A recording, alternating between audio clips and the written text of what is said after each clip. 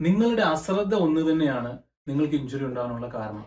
കാരണം പല രീതിയിലുള്ള വാർണിംഗ് സൈൻസ് ശരീരം തന്നിരുന്നു. ആദ്യമൊക്കെ ചെറിയ രീതിയിലുള്ള മുട്ടുവേദനകളായിട്ട് നിങ്ങൾക്ക് വാർണിംഗ് സൈൻസ് തന്നു.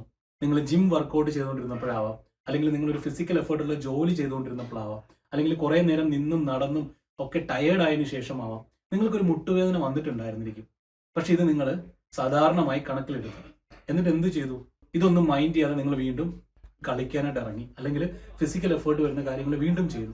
അപ്പോൾ എന്താ സംഭവിച്ചത്? നിങ്ങളുടെ ശരീരം തന്ന വാർണിങ്സ് മനസ്സിലാക്കാതെ നിങ്ങൾ വീണ്ടും ഹൈ എനർജി വരുന്ന ഒരു ആക്ടിവിറ്റി ചെയ്തതുകൊണ്ട് അവിടെ അതിനുള്ള കപ്പാസിറ്റി ഇല്ലായിരുന്നത് കൊണ്ട് ഇഞ്ചുറി സംഭവിച്ചു. ഇത് തന്നെയല്ലേ കോമൺ ആയിട്ട് എല്ലാവരുടെ ലൈഫിൽ നടന്നത്.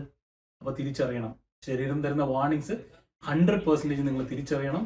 ഈ വാർണിങ്സ് കിട്ടിക്കഴിഞ്ഞാൽ അതിനനുസരിച്ച് നിങ്ങൾ പ്രിപ്പയർ ചെയ്യണം. എന്താണ് ഈ വാർണിങ്സ്?